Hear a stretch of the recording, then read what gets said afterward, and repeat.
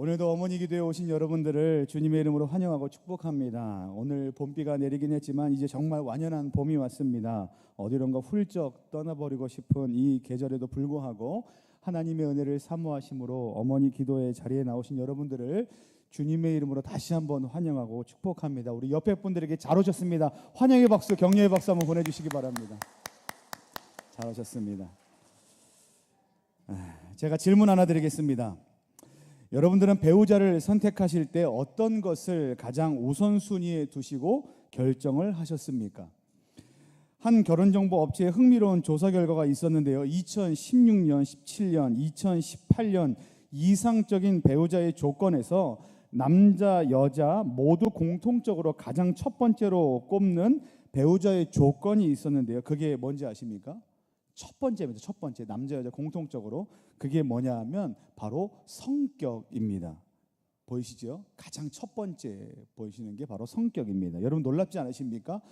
가장 먼저 성격을 본답니다. 생각하셨습니까? 그러면 성격이 제일이니까 성격만 좋으면 되는가? 절대 그렇지 않습니다. 이 조사의 결과는 이렇습니다. 성격만 좋으면 되는가가 아니라 성격도 좋으면서 연봉도 높아야 하고 외모도 훌륭해야 하고 거기에 서로의 가치관까지 맞아야 한답니다. 이게 결혼의 조사의 결과입니다. 근데 이제 요즘 결혼 정년기가 점점 늦어지고 있지 않습니까? 이제 나이가 많아서 결혼을 하고 만원이 늘어나고 있는데 이렇게 만원이 늘어나면서 이외에도 유심히 보는 것이 또 하나 있다고 합니다. 그것이 무엇인가 하면 바로 가족력입니다. 가족력을 본다는데 이 가족력을 본다는 것에는 두 가지 의미가 있습니다. 첫 번째 의미는 환경적인 것을 본다는 겁니다. 과연 상대방이 어떤 부모 밑에서 어떤 교육을 받고 자랐는가를 보는 것이죠.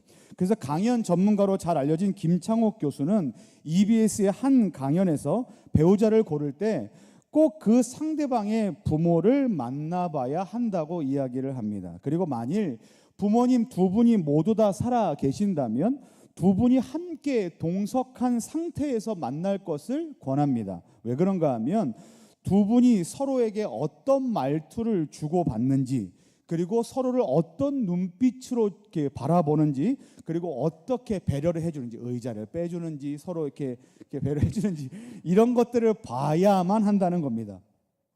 남편분들이 다 그렇게 해주고 계시죠? 네. 제가 어떻게 더 말씀을 못 드리겠네요. 왜냐하면 제 집사람이 여기 와 있기 때문에 제가 말을 못 하겠는데. 여러분 이제 이게 왜 중요한가 하면 이것은 앞에 조사 결과에도 나온 것처럼 이제 1위로 나왔던 상대방의 성격 형성이나 또는 가치관 형성에 매우 중요한 역할을 했을 수 있기 때문에 이와 같은 것들을 이제 중요하게 봐야 한다는 겁니다. 그리고 이제 가족력의 두 번째 중요한 요인은 뭐냐면 유전적인 요인에서 가족력을 봐야 한다는 겁니다. 과연 상대방이 부모로부터 신체적 그리고 정신적으로 어떤 유전적 영향을 물려받았는가를 확인해야 한다는 겁니다. 이거를 꼭 확인하자는 겁니다. 그래서 한마디로 건강 상태를 미리미리 꼼꼼하게 체크하자는 거죠. 그러니까 예전에는 그냥 뭐 20대 때 결혼했으니까 확인 안 해도 됐는데 이제 만원이 돼서 뭐 30대 이상, 뭐 40대 이상에 결혼을 하니까 이것을 꼭 확인하고 이제 지나가야 한다는 겁니다. 그래서 저는 이제 이 시대가 이렇게 많은 것들을 그리고 세밀한 결혼 조건들을 이제 요구하고 있다는 것을 알게 된 이후로 이거 언제 알았냐면 이제 결혼한 이후에 안 겁니다. 결혼한 이후에 이제 알고 나서 하나님께 너무 감사했습니다. 하나님 제가 결혼을 했습니다. 진짜 하나님의 은혜입니다. 저도 감사했습니다. 그리고 특별히 누구에게 감사했을까요? 이제 제 아내에게 너무나 감사한 겁니다. 제가 무슨 집이 있겠습니까? 돈이 있겠습니까? 저는 절대 그렇지 않거든요. 오히려 저는 이제 대출을 받으면서 학교를 다녔기 때문에 결혼할 때 이렇게 마이너스 상태에서 이렇게 몸만 갖다 안겨준 상황이었습니다.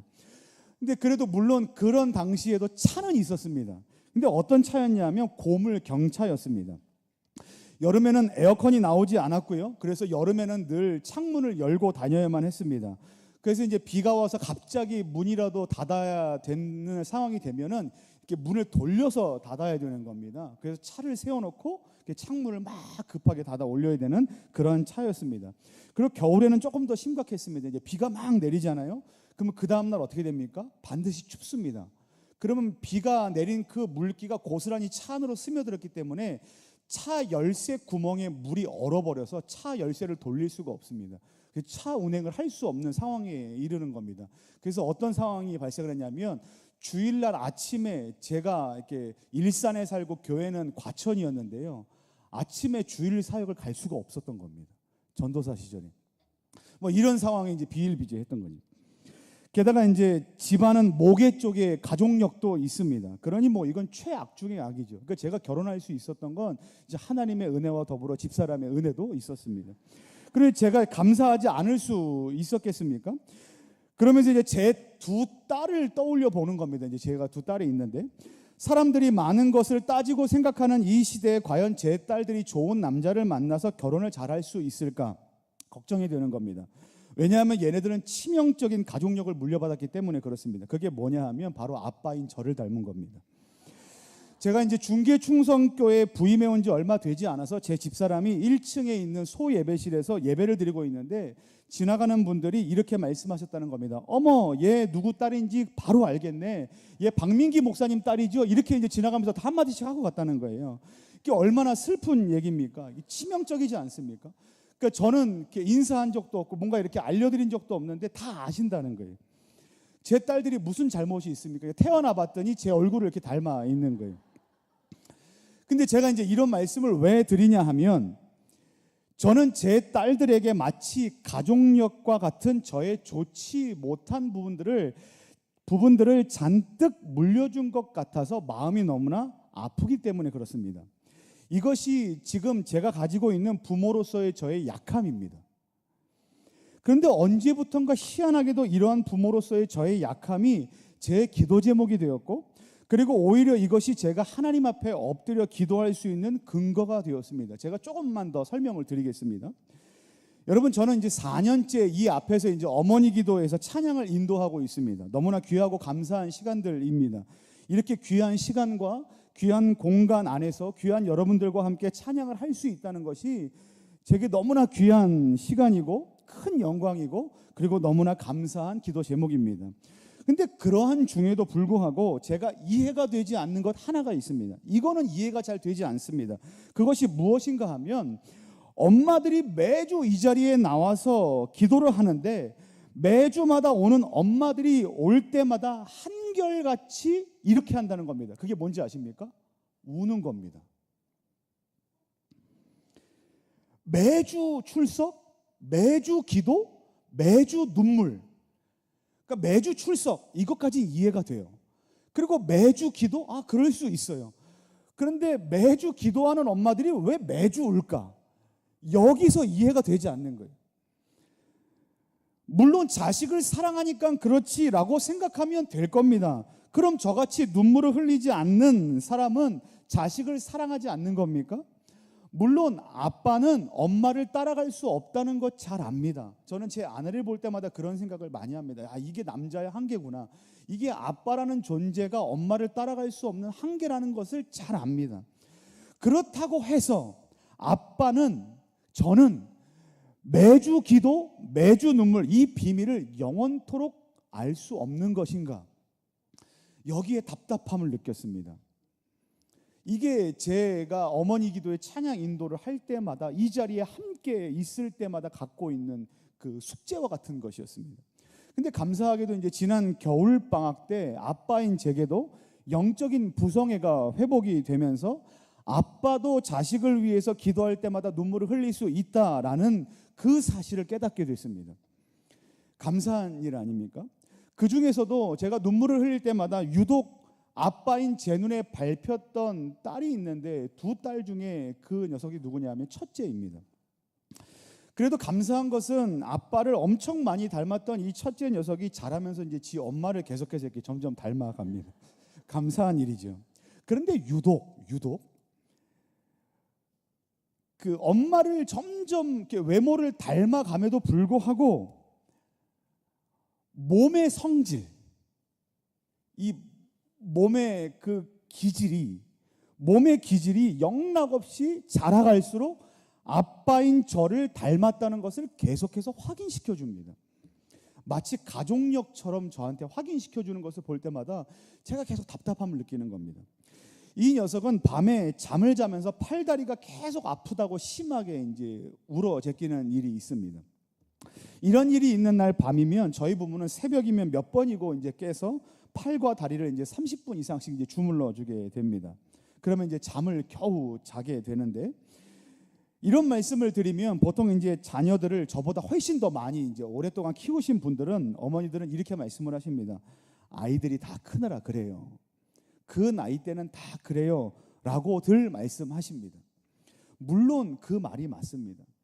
저도 어린 시절에 그랬습니다. 제 어린 시절의 표현으로 기억을 하면 제 팔과 제 다리 마디마디에 벌레가 기어다니는 듯한 느낌이 제게도 있었습니다. 그때 제게 어떤 행동이 있었냐면 허벅지와 팔다리를 제 주먹으로 두들기고 때렸습니다. 왜냐하면 그래야 그 고통이 가셨으니까 저는 제 허벅지를 그렇게 팔로 세게 두들겼습니다. 그러면 제 부모님이 아시는 겁니다. 아, 얘가 지금 아프구나, 잠을 못 자는구나. 그러면 제 어머니가 저희 부부처럼 밤에 한참이라도 깨어 계셔서 30분 이상씩 저를 주물러 주셨습니다. 그러면 저는 그새 잠이 드는 겁니다. 근데 문제는 그 다음입니다. 문제는 그 다음인데요. 그게 뭐냐면 제가 청소년이 되어서도, 그리고 청년이 되어서도, 심지어 결혼을 해서도, 그리고 지금까지도 허벅지를 주먹으로 때린다는 겁니다. 근데 이게 손이 닿는 허벅지면 괜찮습니다. 뭐 이렇게 주먹으로 때리면 아, 이 정도면 괜찮겠구나 이렇게 싶은데요. 이게 팔 뒤편으로 가거나 어깨 위 이렇게 승모근 뒤쪽으로 가면, 이게 밤에 잠잘 때 이쪽으로 막 이게 이제 통증이 오기 시작하면 그때부터는 이제 힘들어지는 겁니다. 처음에 결혼했을 때는 집사람이 이렇게 막 주물러 주더라고요. 그 다음에는 이제 집사람도 짜증이 났는지 그 다음부터는 이제 네, 거기까지만 하겠습니다. 안 해줘. 지금은 그냥 제가 이러고 있어도 그냥 자더라고요. 이제 생각이 여기까지 이르니까 아차 싶은 겁니다. 혹시 이 첫째 녀석이 팔다리 통증이 단순한 성장통이 아니면 어떡하지? 계속해서 혹시 허벅지를 두드리면 어떡하지라는 생각이 제 마음에 두려움이 생기게 되는 겁니다. 여기가 이제 저희 집 밤의 비상 단계 1단계입니다. 근데 2단계는 좀 이제 좀 더 심각합니다.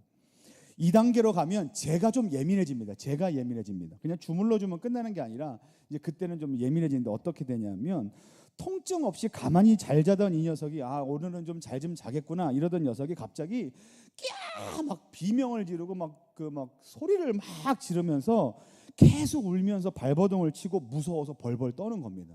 그리고 깨어나지는 않습니다. 그래서 언젠가는 아, 이 녀석이 그냥 나쁜 꿈을 꿨나 보구나 정도로 생각하고 이렇게 끌어안아줬습니다. 이렇게 꼭 끌어안아주는 거죠. 이 따뜻한 그림 아닙니까? 이제 아빠가 일어나서 막 잠도 안 자고 꼭 끌어안아주니까 괜찮아 괜찮아 아빠가 안아줄게. 그러면 이제 이게 얼마나 이렇게 뿌듯합니까? 근데 이게 언제부턴가 이 주기가 너무나 잦아지는 겁니다. 잦아지고, 그리고 이게 주기적이 되어가는 겁니다. 이게 점점 이렇게 패턴이 되어가고, 우는 시간도 점점 길어지고 소리도 점점 커져가고, 그래서 언젠가는 아이를 좀 잠에서 깨워야 되겠다, 이게 꿈인가 보다 싶어가지고 잠을 좀 깨우려고 어떨 때 이렇게 좀 볼도 두들겨보고 해봐도 잠에서 절대 깨어나지 않습니다. 친척들이 얘를 예뻐해 주시면서 지나가는 말로 우리 집에서 자고 가라고 말씀해 주시면 참 감사합니다. 근데 저는 그 밤에 무슨 일이 일어날지가 예상이 되니까 그렇게 하지를 못하는 겁니다. 한 번은 이제 장례식장에서 다 같이 잠을 자는데, 이제 친척분들이 내 옆에서 재워 그러고 방에 데리고 들어갔습니다. 그리고 저는 이제 빈소에서 잠을 자고 있는데 아니나 다를까 그날 다들 이제 막 놀라기 시작하는 거예요. 제가 이제 바로 끌고 나와서 이제 바깥에서 잠을 자는 일도 있었습니다. 근데 가만히 지켜보니까 이게 패턴이 있더라고요. 유독 과격한 놀이 활동을 한 날 밤에 잠을 잘 때 이런 일이 있는 겁니다. 그래서 예상을 하는 겁니다. 아, 이런 일이 있는 날에는 꼭 이렇게 되겠다라는 이제 패턴이 있는 겁니다. 예측이 가능했는데 언제부턴가 이 패턴이 무너지기 시작하는 겁니다. 근데 이렇게 설교 준비를 하고 이제 이런 얘기를 설교 다 써놨지 않습니까? 그리고 이제 어제도 좀 늦게까지 설교 준비하고 늦게 자고 오늘도 새벽에 일찍 일어나서 새벽 기도하고 이렇게 하고 좀 일찍 설교 준비해야 되겠다 그러고 이제 했는데 오늘 새벽에도 꽉 이제 이러는 겁니다. 그래서 오늘도 설교 예화거리를 또 만들어 주는구나. 또 이제 이런 생각이 드는 겁니다. 근데 이것을 이제 언제 TV에서 보다가 야경증이라는 것이라는 이제 이야기를 들은 겁니다. 야경증이 뭐냐면 어린아이가 잠을 자다가 갑자기 깨서 소리를 지르거나 공포에 찬 표정으로 말을 하거나 2, 3분 후에 조용히 잠을 자는 증세를 야경증이라고 한다고 합니다. 이것도 이제 어른분들이 이제 이렇게 말씀하십니다. 어떤 분들이 동생이 생겨서 이제 그 동생이 생긴 스트레스 때문에 밤에 잠을 잘 때 이런 일들이 일어나니까 시간이 지나면 괜찮아집니다. 목사님 걱정하지 마세요. 이렇게 말씀하시는 분들이 계십니다. 저도 그렇게 되면 좋겠습니다. 그럴 겁니다. 근데 여기에도 제 아픈 기억이 있습니다. 제 부모님 말씀에 의하면 저는 어린 시절에 경기를 아주 잘 일으키는 아이였다고 합니다. 그리고 제가 마지막으로 경기를 일으켰을 때 아주 단편적이지만 아주 작은 기억들이 제 머릿속에 남아 있습니다. 그때 저는 초등학교 1학년 때로 기억을 합니다. 제가 교실 바닥에 쓰러져 있었고 바닥에는 물기가 흥건했고 제 바지는 축축하게 젖어 있었습니다. 그리고 저는 기억이 잠시 사라졌다가 정신을 차렸을 때에는 운동장을 가로질러 교문 밖으로 급하게 뛰어나가시는 아버지의 등 뒤에 엎여 있었을 때 기억을 다시 찾았던 기억이 있습니다. 그때 저희 부모님에게 친척들이 하나같이 이렇게 얘기했다고 합니다. 박서방, 경기는 못 고친다네. 쟤 내다 버리게.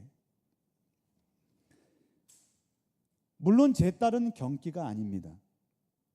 그런데 제가 걱정하는 건 이런 겁니다. 단지 자다가 놀라서 울고 깨는 것, 그것은 별로 큰 문제가 아닙니다. 우리 집에서 자다가 뭐 이렇게 놀라는 건데 뭐 저희 부모들만, 저희 엄마 아빠만 그냥 그렇게 자다가 같이 놀라주고 같이 안아주고 그냥 그렇게 같이 알아주면 되는 것 아니겠습니까? 그건 문제가 아닙니다.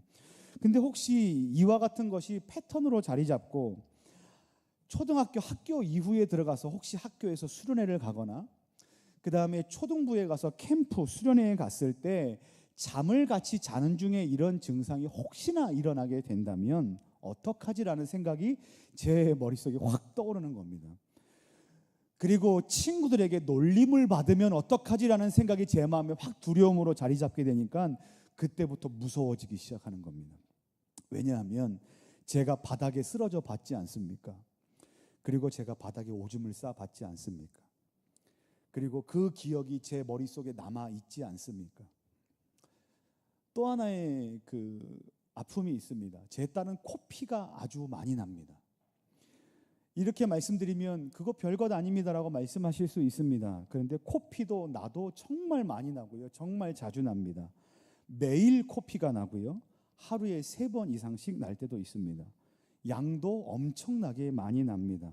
저희 부부는 이제 코피를 봐도 별로 놀라지 않고 양이 많이 나와도 놀라지 않습니다. 오히려 옷을 버릴까 봐 그게 더 걱정이고 아침마다 아내는 이불 빨래하는 것이 일상이 되어버렸습니다. 근데 이것도 누구를 닮았을까요? 저를 닮았습니다. 이것도 저를 닮은 겁니다. 요즘은 진짜 많이 좋아졌는데요. 제게도 코피는 정말 일상이었습니다.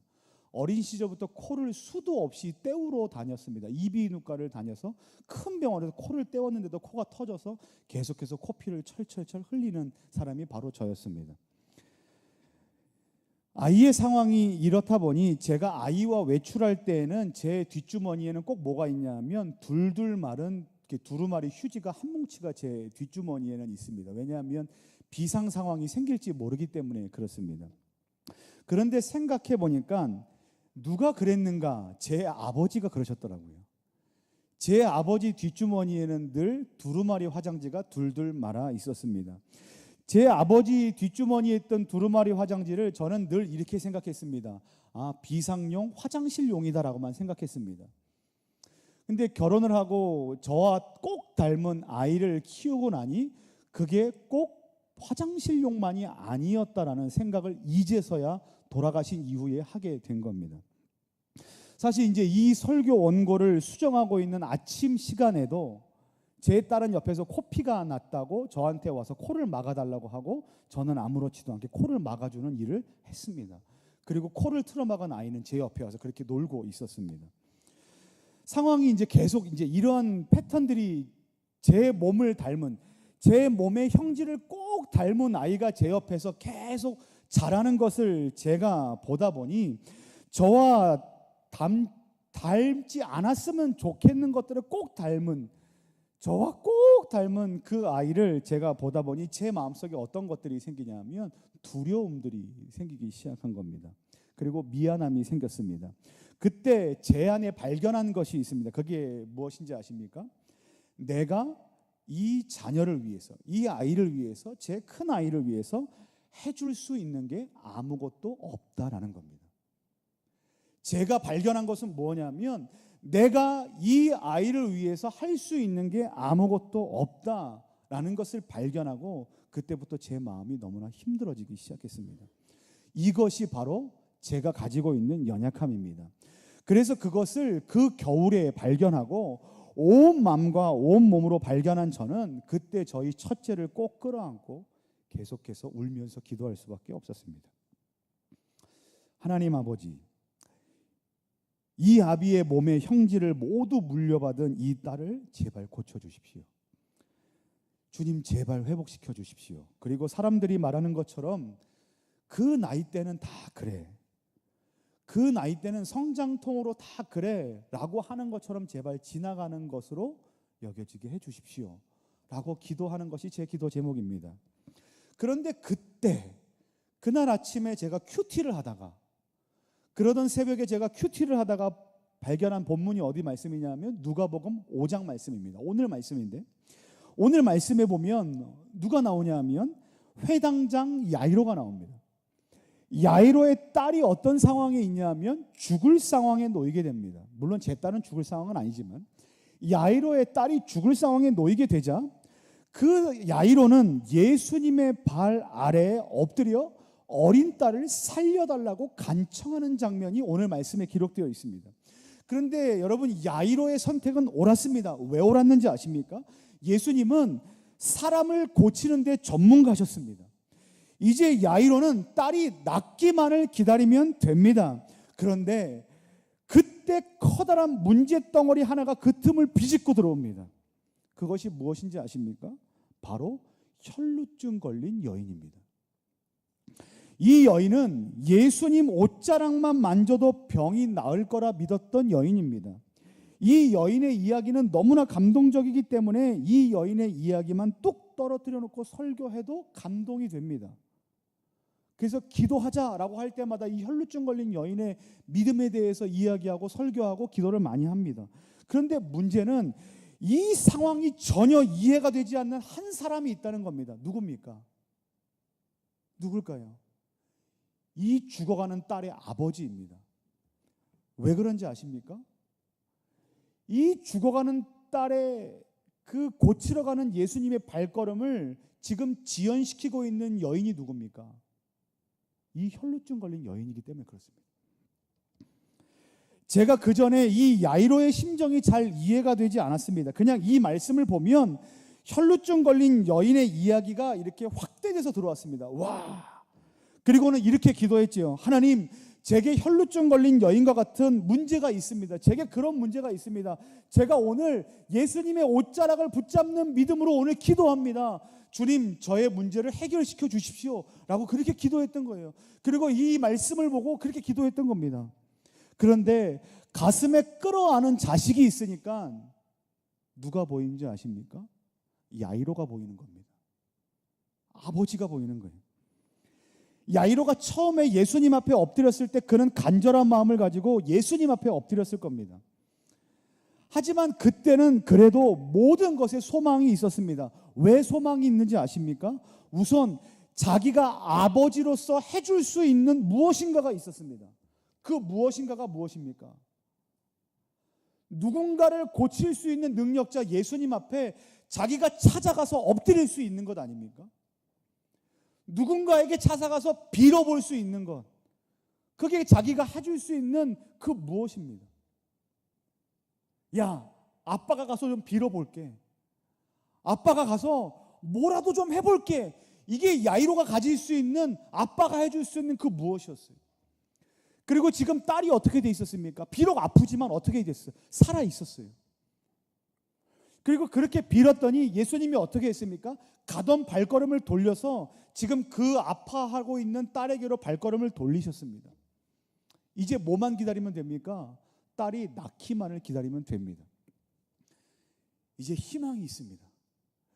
고치시는데 전문가인 예수님이 자기 딸에게로 향하고 있습니다.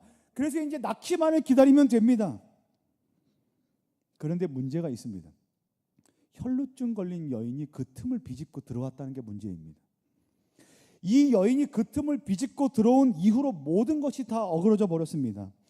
딸이 누워있던 곳으로 가던 예수님의 발걸음은 계속 지체되고 있고, 그러던 지체되고 있는 와중에 앓고 있던 딸이 죽었다는 소식이 들려옵니다. 아버지 야이로의 마음은 무너져 내립니다. 아버지 야이로의 마음속에서 생각해 보면 혈루증 걸린 여인은 방해꾼 그 이상입니다. 돌로 때려 죽여도 시원치 않은 여인입니다. 야이로는 그 여인이 세상 그 누구보다 미웠을 겁니다. 그렇지 않겠습니까? 이제 이 아버지 야이로는 딸이 죽어 있고 더 이상 살릴 그 누구도 없고 살릴 수 있는 기력도 없고 살릴 수 있는 방법도 없습니다. 그리고 비통 섞인 질문들을 쏟아내는 것 말고는 할 수 있는 것이 아무것도 없습니다. 주님, 왜 지금입니까? 주님, 왜 제 딸입니까? 주님, 왜 제 딸보다 상태가 나은 저 여인에게 모든 시간을 다 허비하셨습니까? 그런데 여러분 그거 아십니까? 예수님은 그때 일하셨습니다. 예수님께서는 그때 일하시기 시작했다는 겁니다. 이 말은 예수님은 누군가를 원망할 때, 특히나 예수님을 원망하고 혈루증 걸린 여인을 원망할 때 일하셨다는 게 아니라, 예수님께서 이 타이밍에 일하셨다는 것은 아버지 야이로가 인간적으로 자기 안에 할 수 있는 그 무엇도 없다라는 것을 확인하는 그때, 인간적으로 내가 해줄 수 있는 것이 아무것도 없다. 내 능력도 내 기대와 내 소망도 다 끊어져 있는 그 상태에서 온전히 누가 일하셨는가? 예수님께서 그 일을 하셨다라는 그 자리에서 예수님께서 일하시는 것을 경험했다는 겁니다. 이 일은 누구의 일입니까? 완전하게 예수님의 일이라는 겁니다. 여러분, 저와 여러분들은 왜 매주 이 자리에 나와서 눈물을 흘리며 기도하고 있습니까? 물론 혈루증 걸린 여인처럼 우리 자신의 문제를 놓고 기도할 때도 있습니다. 하나님, 제가 외롭습니다. 제가 힘듭니다. 제가 고통스럽습니다. 제가 아픕니다. 주님, 제 눈물 아시죠? 이렇게 하면서 혈루증 걸린 여인처럼 나의 문제를 놓고 하나님 앞에 기도할 때도 있습니다. 그래도 더 궁극적인 것은 무엇입니까? 왜 기도하십니까? 왜 눈물 흘리십니까? 사랑하는 자녀들 때문에 아닙니까? 죽어가고 있는 자녀들 때문에 기도하는 것 아닙니까? 이 험난한 시대 속에서 물론 육신으로 죽어가고 있지는 않지만 정말 볼 때마다 힘에 겨워하고 있는 이 세상을 살아가고 있는 우리 사랑하는 자녀들을 가슴에 끌어안고 기도하고 있기 때문에 눈물을 흘리는 것 아닙니까? 우리는 이와 같은 때에 우리의 영적인 모성애를 회복해야만 합니다. 영적인 모성애가 회복되기 위해서는 우리의 눈물이 마르지 않게 해야 되는데, 그것은 무엇인가 하면 어떻게 해야 되는 거냐면, 우리의 자녀들과 관련된 모든 것들을 내 힘과 내 능력과 내 지식과 그 어떤 것으로, 나로부터 나오는 그 어떤 것으로 감당해낼 수 없다라는 것들을 고백해내는 겁니다. 그때 우리는 영적인 눈물을 회복할 수 있고 영적인 모성애를 회복할 수 있습니다. 트렌드 코리아 2017이라는 책에 아키텍 키즈라는 트렌드가 소개된 적이 있습니다. 이 아키텍 키즈라는 말은 빌딩을 건축하듯 하나씩 하나씩 공들여서 아이를 기르는 부모의 양육 방식을 말합니다. 그래서 우리는 이렇게 아이들을 키우고 있습니다. 대한민국이 고도 성장기인 1980년대에 태어난 본격적인 이제 치맛바람 세대 1세대라고 말하는데, 이 1세대가 이제 스스로가 부모 세대가 되어서 이제 제 나이 때가 된 겁니다. 제 나이 때가 돼서 이제 핸드폰도 좀 하고 인터넷도 좀 하고 공부도 좀 했고 뭐 대학도 나왔고 대학원도 나왔으니까 우리는 좀 합리적으로 자식을 좀 키워보겠다라고 생긴 트렌드가 바로 이 아키텍 키즈라는 말입니다. 그래서 이 아키텍 키즈를 기르는 사람들을 뭐라고 말하냐면 아키텍 맘이라고 부릅니다. 근데 이와 같은 트렌드가 우리 안에 잘못된 관념으로 자리를 잡을 수 있다는 생각이 드는데, 그것이 무엇이냐 하면 바로 나의 자녀를 건축물과 같이, 건축물은 누가 짓습니까? 사람이 짓습니다. 마치 나의 자녀를 건축물과 같이 내 힘과 내 능력으로 디자인하고 건축하고 인테리어까지 내가 할 수 있는 대상으로 여기고 있다는 겁니다. 누가 한다는 겁니까? 내가 한다는 겁니다. 그래서 그 주체를 누구라고 말합니까? 아키텍 맘이라고 한다는 겁니다. 우리는 절대 아키텍 맘, 영적으로 아키텍 맘이 되어서는 안 됩니다. 지금 우리가 회복해야 될 것이 무엇인지 아십니까? 우리가 이 자리에 나와서 회복해야 될 것이 무엇인지 아십니까? 스마트함, 노력, 열심, 수많은 정보를 가지는 것, 4차 산업시대가 열렸으니 그 시대를 맞이해서 발빠르게 움직이고 뭐 코딩 학원을 보내고 더 많은 것들을 공부하고 더 많은 인격들을 세우게 만들고 더 많은 공부들을 하고, 우리가 기도하는 자리에서 우리가 더 많이 누려야 될 것은 아키텍 마음이 되는 게 아닙니다. 우리가 이와 같은 때에 진짜로 회복해야 될 것이 무엇인지 아십니까? 더 많이 채우는 게 아니고요. 우리가 회복해야 될 것은 이 모든 문제를 해결할 수 있는 힘이 나로부터 나오지 않는다라는 것을 회복하는 겁니다. 하나님, 나는 할 수 없습니다. 고작 내가 물려줄 수 있는 거라고는 나의 몸에 좋지 않은 형질을 물려주는 것밖에 없었습니다. 그것을 내가 고쳐줄 수 있는가? 고쳐줄 수 없습니다. 그럼 어떻게 합니까? 엎드리는 것밖에 없어요.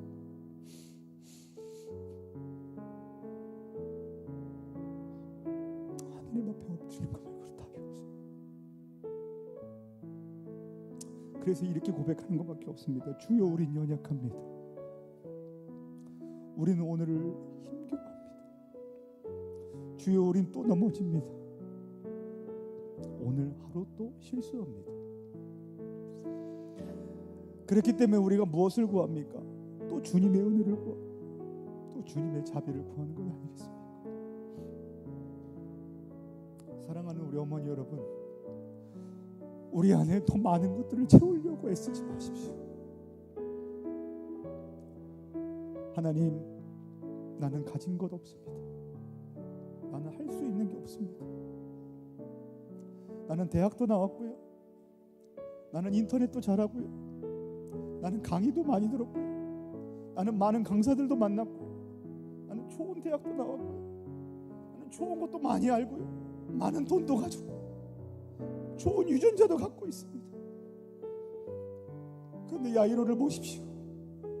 할 수 있는 것이 무엇이 있습니까? 그런데 여러분, 예수님은 그때 일하십니다. 예수님은 그때 우리가 아무것도 할 수 없는 그때 완벽하게 그 일이 내 힘으로 된 것이 아니라 그 일이 완벽하게 하나님께서 하신 일이라는 것을 보여주시기 위해서 그때 일하십니다.